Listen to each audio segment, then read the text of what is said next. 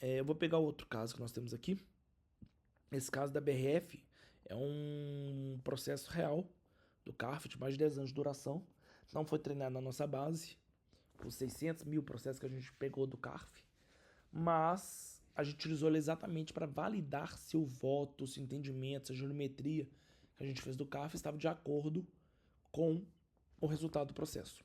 Então eu subi ele aqui, não vou mostrar o processo subir para não delongar. Mesmo histórico, questão de visão geral, resumo, decisões, valores, não muda muito ali a cara, né?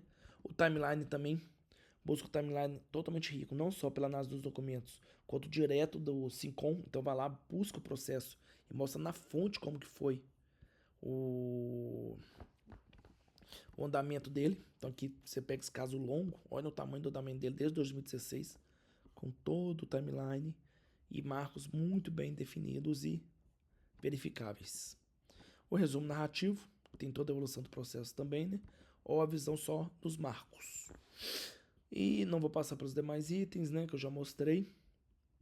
O assistente de IA, de novo, que a gente poderia estar conversando para trazer aqui as decisões favoráveis contrárias ao cliente pelo conselho do CARF.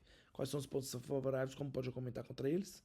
Então, eu trouxe cada uma das decisões, qual que é a linha geral dela, os créditos presumidos, e depois as decisões desfavoráveis, e como para cada uma delas você pode argumentar contra os pontos desfavoráveis, inclusive com os conceitos, temas, jurisprudências e outros precedentes que podem favorecer a defesa da sua tese. E o que eu queria mostrar para vocês, por fim, é que no caso de um processo contencioso do CARF, a gente tem uma geometria totalmente especializada para o CARF.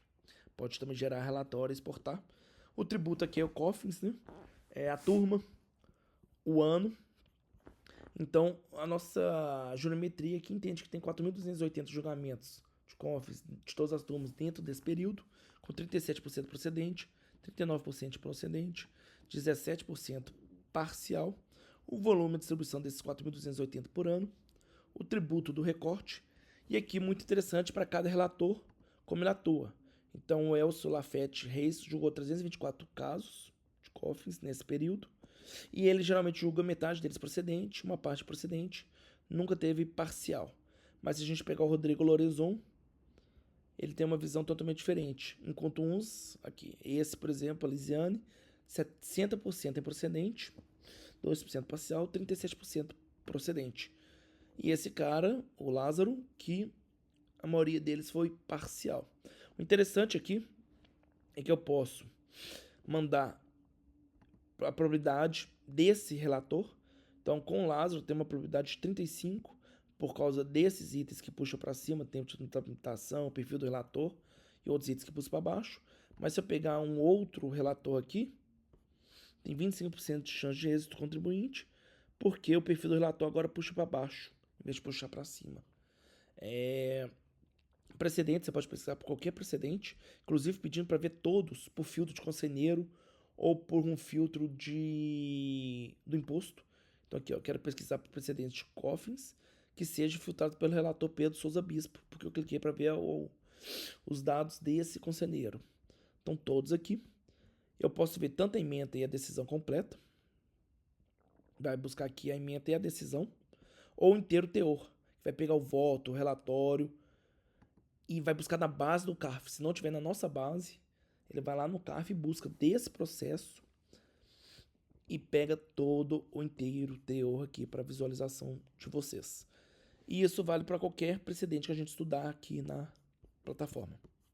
Depois dos precedentes, né, a gente tem um recurso que é o final aqui, que é muito interessante, que é o SP da Yara. Eu não vou executar para vocês, porque demora coisa de 2, 3 minutinhos. Mas aqui a gente tentou replicar o funcionamento da Yara, baseando em todos os 600 mil casos que nós temos baixados do CARF, e também todo o repositório público e informações públicas que tem do funcionamento da Yara. Então, ele roda aqui pra gente, e ele vai falar no caso aqui qual é a confiança da simulação, como foi a cobertura, buscou 6 questões de precedentes, como que vai ser o input da máquina, que a Yara provavelmente iria sugerir para os relatores, né, para cada um desses precedentes, que ela vai buscar é o entendimento de qual é o alcance do conceito de insumo para fins de creditamento de PIS e COFINS no regime não cumulativo, notadamente sobre critérios de essencialidade e relevância. É cabível o creditamento de PIS, COFINS em despesas de tarifa de uso de sistema de distribuição, TUSD, tarifa de sistema de transmissão, TUST, e gestão de gerenciamento de energia elétrica na condição de insumo. Então aqui são os precedentes que vão ser abordados provavelmente. O relatório que a nossa IA iria trazer, né, que também busca trazer um espelho do que é a IARA, né, obviamente não é a IARA, é uma simulação preparatória aqui nossa, com todos esses precedentes.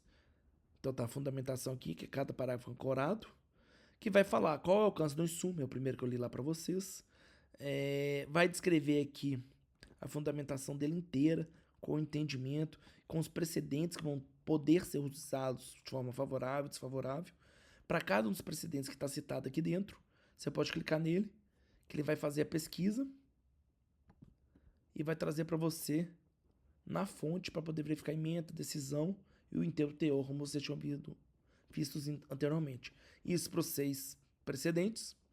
E depois vai falar que provavelmente vai ter um dispositivo provável como parcial, que vai dar o provimento parcial do recurso com reversão das glossas de PIS e COFINS para algumas das despesas de importação, o TUSD e o TUST, e serviço de limpeza que se enquadra como insumo, com reconhecimento dos créditos presumidos sob condições específicas, afastamento da multa de ofício. E se você pegar, como esse aí foi de teste, né, que eu peguei, não foi treinar na nossa base, mas a gente tem o resultado da decisão.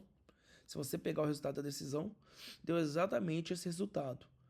E foi dado provimento parcial por esses motivos, com essas glossas.